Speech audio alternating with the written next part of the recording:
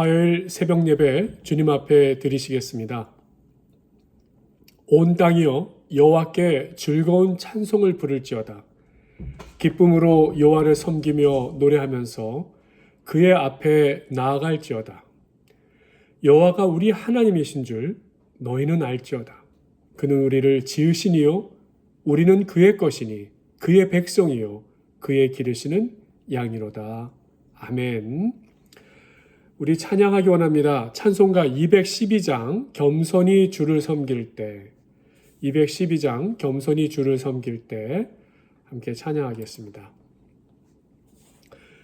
겸손히 주를 섬길 때 괴로운 일이 많으나 구주여 내게 힘주사 잘 감당하게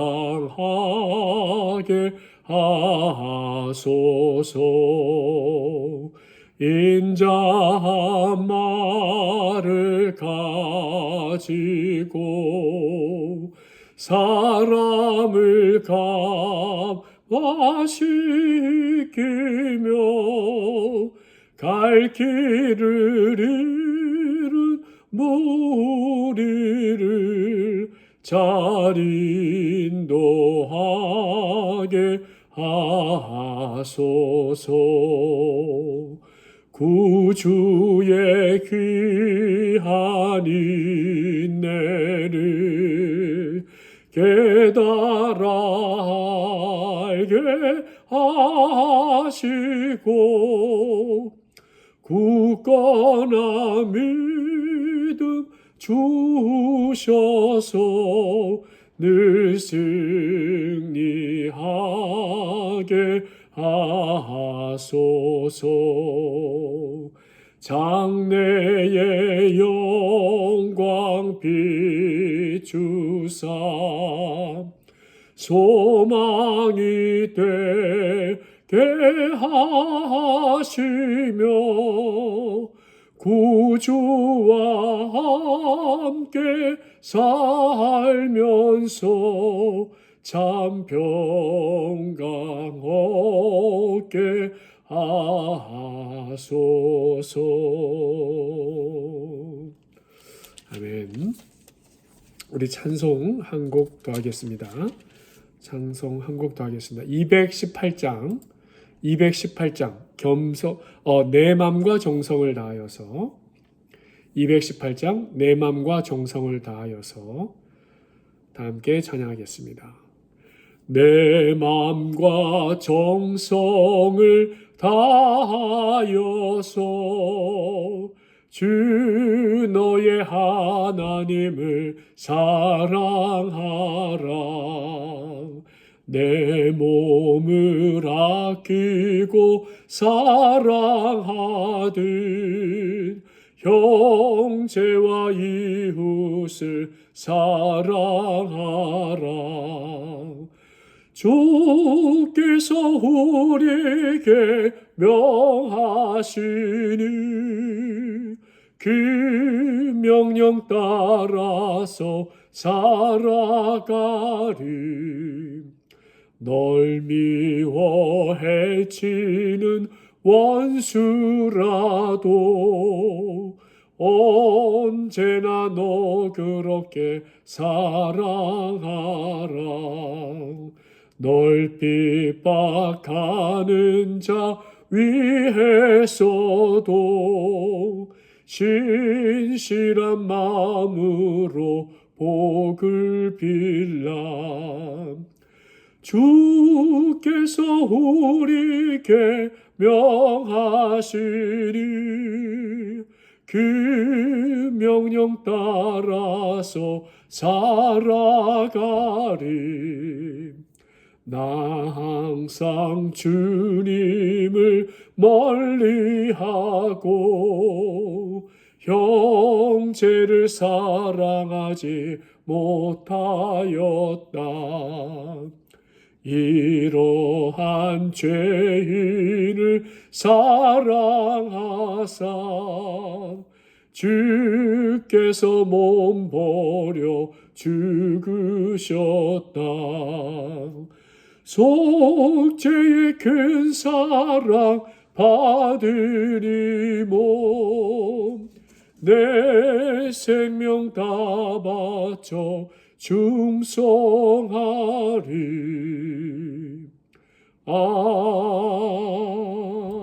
아멘.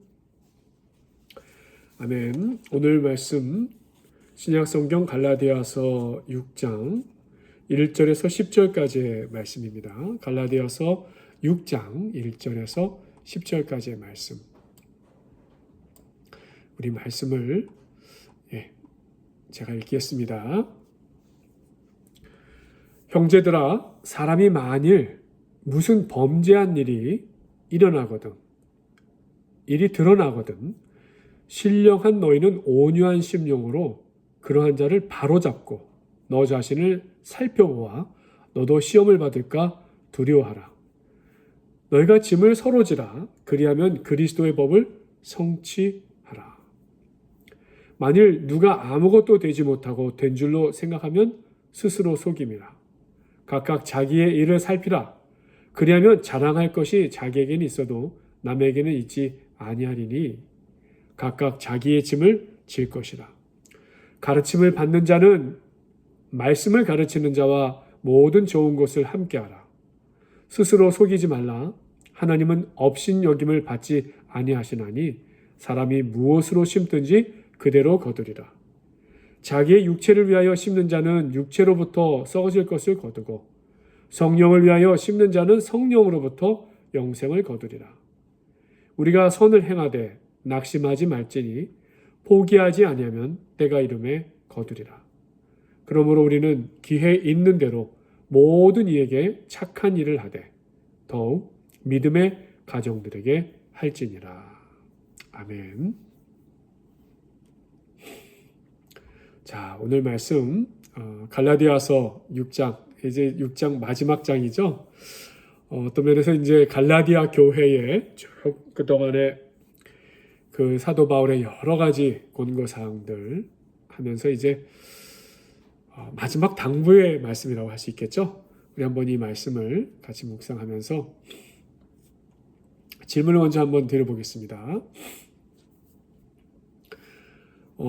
천재는 노력하는 사람을 이길 수 없다 그래요. 그렇죠? 또 노력하는 사람은 즐기는 사람을 이길 수 없다. 이런 말이 있습니다. 이 말에 대해서 어떻게 생각하시는지요? 오늘 말씀 묵상 제목을 이렇게 한번 저 나름대로 먼저 정해봤어요. 무거운 짐도 웃으며 짊어지는 사람들. 우리 성도들이 그렇다. 그런 모습이다. 그렇게 한번 생각을 해보고 말씀 제목을 정해봤는데 우리 믿음의 공동체 안에서 성도님들 간에 가족같이 생각하면서 또 서로를 돌보며 함께 섬기고 봉사하는 마음이 얼마나 중요한 것인지 오늘 함께 그 말씀을 묵상해 보겠습니다. 자, 1절 말씀입니다. 형제들아, 사람이 만일 무슨 범죄한 일이 드러나거든 신령한 너희는 온유한 심령으로 그러한 자를 바로잡고 너 자신을 살펴보아 너도 시험을 받을까 두려워하라. 이렇게 말씀이 시작해요. 만일 교회 안에 명백한 잘못이 있는 사람, 그 문제는 어떻게 처리해야 하는 것인가? 오늘 1절 말씀에 보면은 신령한 너희요 라고 하면서 사도 바울이 우리를 부르는데 신령하다는 표현을 써요. 그러니까 교회 안에 어떤 사람이 죄를 범했을 때 우리는 신령한 사람, 그러니까 신령이 무슨 뜻이에요? 성령을 받은 사람이죠. 성령이 내재하시고 함께 하시는, 성령이 역사하시는 사람, 성령의 인도를 따라 살아가는 사람. 그러니까 성령의 사람으로 이 일을 처리해야 된다라는 말씀이에요. 성령의 사람으로. 육신의 사람처럼 어떻게 할까요? 육신의 사람은 어떤 모습이라고 생각하세요? 손가락질하고 비웃고 비판하고 소문내고 그렇게 돌아다녀서는 안 된다라는 거죠. 성령의 사람은 어떻게 일을 처리합니까? 오늘 말씀을 보니까 바로잡다라는 표현이 나오죠. 바로잡아서. 그러한 자를 바로잡다. 바로잡다라는 뜻으로 사용된 동사가 이 카타르티조라는 단어인데 이 원어를 생각하기 전에 우리가 바로잡아야 돼. 그 사람 좀 바로잡아야 돼. 그러면 어떤 생각? 기강을 세우거나 군기를 주거나 벌칙을 줘가지고 이렇게 두려움을 생기게 하는 그런 생각을 쓸 수 있는데 이 카타르티조 마태복음 4장 21절에 이 세베대의 아들 야고보 요한이 그물을 깁고 있었다라는 장면이에요. 깁고 있다. 깁다의 뜻 찢어진 그물을 고쳐서 다시 쓸 수 있게 준비하는 그 모습을 깁다라고 하잖아요. 또 에베소서 4장 12절에서도 이 단어를 사용했어요. 이는 성도를 온전하게 하며 이 카타르티조라는 단어가 온전하게 하다라는 뜻으로 사용되는 거예요. 사람들 세상 정치판에서는 흠이 잡히면 그것을 기회로 삼아 밟거나 찢거나 죽이려 하는 우리 세상 뉴스에서 얼마나 많이 보게 됩니까?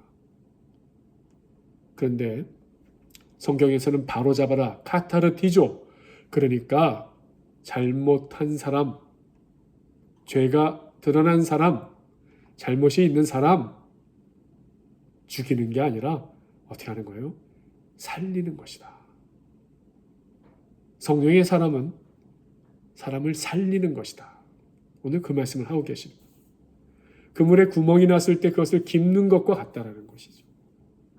성도에게 문제가 생겨서 제 역할을 못하게 되면 고쳐서 깁어서 온전하게 되도록 단어로 표현하면 회복시켜주는 거죠. 회복을 도와주는 거예요. 그러니까 사도 바울 오늘 이 권고에 잘못이 드러난 사람, 잘못된 사람, 잘못이 있는 사람, 문제 처리를 어떻게 하느냐? 바로 회복시켜줘야 된다. 성령의 사람은 바로 잘못된 사람의 회복을 힘쓰는 사람이다. 말씀드릴 수 있는 거예요. 또 회복을 위해 도움을 줄 때 자세 또한 중요함을 오늘 말씀하고 있어요. 어떻게 됩니까? 잘못 상처를 건드리면 어떻게 돼요? 더 깊어지죠. 고치겠다고 나섰는데 더 아프게 만들 수도 있다는 거예요. 그래서 이 바로잡되 어떠한 마음으로 도와야 되는지를 오늘 사도 바울은 설명해요. 온유한 심령으로 라고 오늘 1절에서 말씀하고 있어요. 이것도 헬라어 단어로 보면은 헬프라우테토스라는 단어를 사용해요. 부드럽게 다루다. 부드럽게 다루다는 의미를 갖고 있어요. 근데 이 프라우테토스는 예수님의 성품이에요. 예수님의 성품. 마태복음 11장 29절 보면 나는 마음이 온유하고 겸손하니 나의 멍에를 메고 내게 배우라. 그리하면 너희 마음이 쉼을 얻으리니. 예수님의 마음, 이 프라우테토스, 헬라어로 프라우테토스라고 그랬죠. 아픈 상처를 치료하듯이 조심스럽게 다뤄야 한다라는 것이에요. 분명히 따뜻한 마음이 있어야 되는데 그 아픔에 대한 공감이 있어야 된다.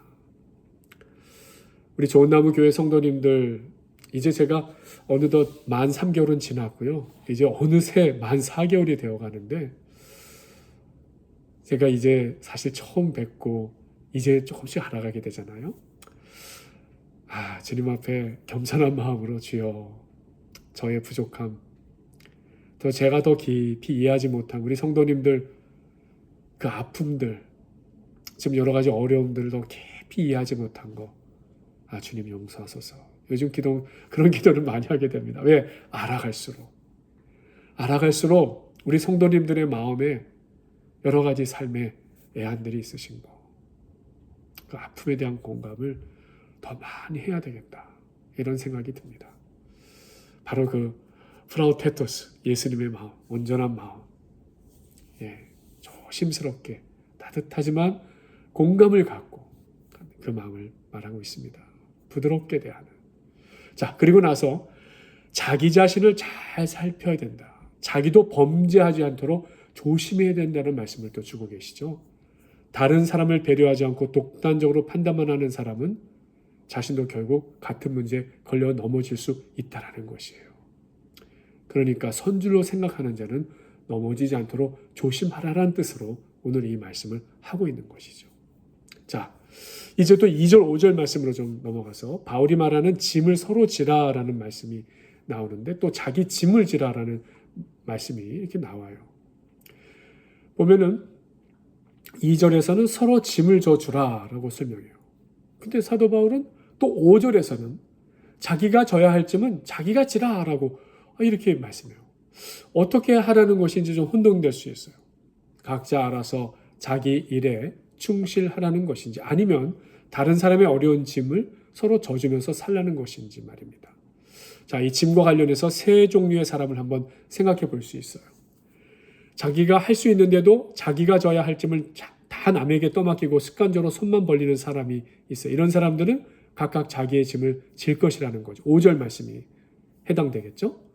또 자기는 잘하는데 도움이 필요한 다른 사람의 일에는 그걸 왜 내가 해야 되냐 하면서 분명하게 따져 손 하나 까딱하지 않으려는 이런 사람들은 또 너희가 짐을 서로 지라. 그리하여 그리스도의 법을 성취하라. 주는 자가 복이 있고 이웃을 사랑하고 자기 목숨처럼 여기는 2절의 말씀이 또 해당되는 것이죠. 자기 일을 책임감 있게 잘해서 자기 짐을 스스로 질 뿐 아니라 어려운 중에 있어 도움이 필요한 이웃이나 형제나 교역자나 믿음의 식구들 또 우리 권사님 집사님들 바라보면서 그 짐을 같이 나누어 주는 사람들 바울은 갈라디아 성도들에게 바로 이런 종류의 사람이 되라라고 권고하고 있는 것이죠. 자, 바울은 오늘 말씀에서 선과 착한 일을 그러면서 장려하고 있어요. 무엇을 권합니까? 한마디로 농사법칙을 이야기하고 있죠. 7절입니다. 사람이 무엇으로 심든지 그대로 거두리라. 8절 말씀, 자기의 육체를 위하여 심는 자는 육체로부터 썩어질 것을 거두고 성령을 위하여 심는 자는 성령으로부터 영생을 거두리라. 그러니까 바울은 우리가 살면서 하는 일을 육체를 위해 심는 것과 성령을 위해 심는 것으로 구분한 것이에요. 자기 욕심을 채우며 자신만을 위해 하는 일은 육체를 위해 심는 것이라고 했어요. 또 하나님의 뜻대로 다른 사람을 위해 선한 일을 하는 것은 성령을 위하여 심는 것이라고 그렇게 말씀했어요. 다 농사법칙으로 설명하잖아요. 콩 심은 데 콩 나고 팥 심은 데 팥 나온다. 이와 마찬가지로 성령을 위해 심는 사람은 성령으로부터 영생의 열매를 거둔다라는 것이죠. 선한 일을 하는 것이 성령을 위해 심는 것이다라는 것이. 구체적으로 어떤 것일까요? 참 말씀을 보니까 6절 말씀 보세요. 말씀을 가르치는 자와 모든 좋은 것을 함께 하라고 나와 있어요. 성령으로 심고 영생의 열매를 거두는 일에 말씀을 가르쳐, 말씀을 전하고 말씀을 쉐어하고 말씀을 실천하기 위해서 함께 나누는 자들. 모든 좋은 것을 함께 하라. 선한 것을 함께 하라. 그리고 우선순위로 또 10절 말씀을 전하고 있어요. 그러므로 우리가 기회 있는 대로 모든 이에게 착한 일을 하되 특히 믿음의 식구들에게 우선적으로 하라라는 우선순위를 얘기하고 있어요. 믿음의 식구들과 먼저 하나 되고 그 소모임이 더 강화되고 그 만남이 더 중심이 되고 그 만남이 우선적이 되어야 된다는 거예요. 그리고 이 모든 것에 기억해야 될 것은 그런 우리의 성령의 열매를, 영생의 열매를 거두는 선한 일을 하는 것을 한 번 하고 마는 것이 아니라 계속해야 된다. 낙심하거나 포기하지 말고 계속해야 된다. 그래서 9절 말씀이에요. 우리가 선을 행하되 포기하지 아니하면 심는 대로 거둘 것이다. 하나님의 나라의 농사에는 가뭄이나 흉년이 없다라는 것이죠. 포기하지 않고 낙심하지 않을 때 우리는 반드시 심는 대로 거둔다. 오늘 말씀처럼 바울은 왜 이러한 범죄한 성도들을 바로잡고 짐을 서로 지고 자기 짐을 질 줄 아는 그리고 끝까지 포기하지 않고 좋은 일 착한 행실을 지속하는 것을 권면합니까? 예수 그리스도의 교회를 세우기 위해서예요. 나의 교회가 아니라 성령의 교회, 즉 주님이 역사하시는 교회가 되도록. 그래서 우리 성도 안에 주님이 역사하셔서 우리 안에 예수 그리스도의 형상을 이루게 하기 위하셔서 바로 이와 같은 권고의 말씀을 주고 있습니다. 자, 오늘 말씀 나에게 적용합니다.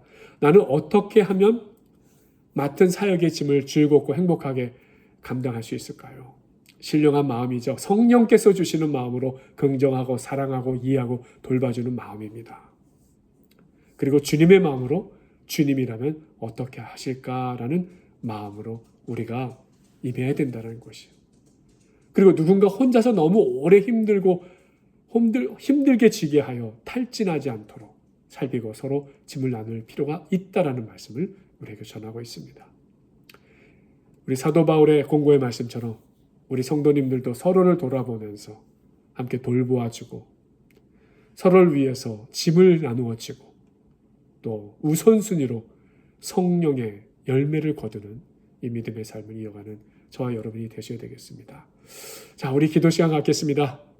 지난 주일 추수감사 예배 또 창립 예배 성찬식까지 참 귀한 시간 가졌어요. 그 가운데 다시 고백드리는 거, 좋은 나무 교회를 위해 섬기시는 한 분 한 분 얼마나 귀한 분인지, 정말 섬김과 봉사 사랑이 얼마나 귀한 것인지요. 우리 더욱더 사랑하고 섬기고 믿음을 지켜가는 우리 공동체가 될 수 있길 바라면서 우리 주신 직분 사명 잘 감당할 수 있도록, 또 우리 서로를 위해서 우리 교육자 또 전도사님 네 분, 또 집사님, 권사님 네 분 한 분 한 분들 우리 좀 생각하시면서 축복의 기도, 또 우리 선교사님, 오늘은 남아프리카 페르얀손 선교사님을 위해서, 그리고 우리 성도님들의 건강, 또 성도님들 운영하시는 사업 생업을 위해서도 우리 이어서 계속 기도하겠습니다. 아버지 하나님 감사합니다. 우리 교회 허락하셔서 10주년 창립 감사 예배, 또 추수감사 주일 예배, 또 성찬식에 이르기까지 우리 성도님들 주님의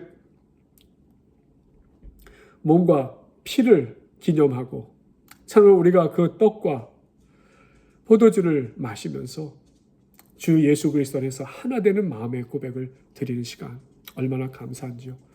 다시 한번 아버지 허락하신 이 좋은 나무 교회 공동체가 얼마나 신령하고 아름다운 것인지 주님 앞에 고백드립니다. 주여, 이 안에서 함께 섬기고 봉사하고 사랑하는 한 분 한 분들이 얼마나 귀한 분들인지 다시 한번 고백드립니다. 아버지 하나님, 더욱더 이 주신 직분과 사명을 잘 감당할 수 있도록 아버지의 교역자, 우리 전도사님 네 분, 또 우리 집사님, 권사님 한 분 한 분 생각하면서 주님 앞에 기도하오니, 축복하며 기도하오니, 영육의 강건함과 성령의 충만함과 하나님의 보여주시는 하늘의 신령한 은혜와 평강이 가득한 삶으로 더욱더 모이기에 힘쓰고 기도하기에 힘쓰고 사랑하기에 힘쓰는 저희들 될 수 있도록 주님 인도하여 주시옵소서. 오늘은 남아프리카 페르얀손 선교사님을 위해서 기도하건대 우리 영육에 강건하시도록 지켜주시고, 사역자로 세운 현지인 청년 루카스와 알리, 하나님 쓰임받고 영적 충만한 사역자로 성장해 가도록 주여 인도하시옵소서. 우리 교회 성도님들의 건강을 위해 특별히 오늘은 투석 치료 중에 계신 김종순 권사님, 신옥자 권사님 위해서 기도하오니 치료 전 후 피곤치 않게 도와주시기 원합니다. 김종순 권사님, 아버지 신옥자 권사님, 아버지 한 분 한 분 그 영혼 가운데 힘을 더하시고 능에 능을 더하시고, 아버지 하나님 주시는 심령의 평강이 더하게 하여 주셔서 하나님 주시는 능력으로 매일매일 잘 강건하게 이겨나갈 수 있도록 도와주시옵소서. 또 허리 치료 중에 계시는 이미라 권사님, 하나님께서 만져주시고 아버지 하나님께서 그 허리 치료가 급속하게 도와주셔서 아버지 하나님 모든 생활하는데 어려움 없도록 도와주시기를 간절히 원하옵나이다. 또 우리 성도님들 사업의 터전 주께서 힘과 능력 되어 주시옵소서. 이 한 주간도 사업을 형통케 하여 주시며 우리 성도님들의 가정도 지켜주셔서 복된 가정, 특별히 추수감사절을 맞이하는 이 주간에 더욱더 가족의 사랑과 은혜를 주 예수 그리스도 안에서 풍성히 누리는 온 교우 가정들 될 수 있도록 인도하여 주시옵소서. 예수 그리스도의 이름으로 기도하옵나이다. 아멘. 각자 기도의 시간 이어가시고 또 좋은 하루 되시기 바랍니다.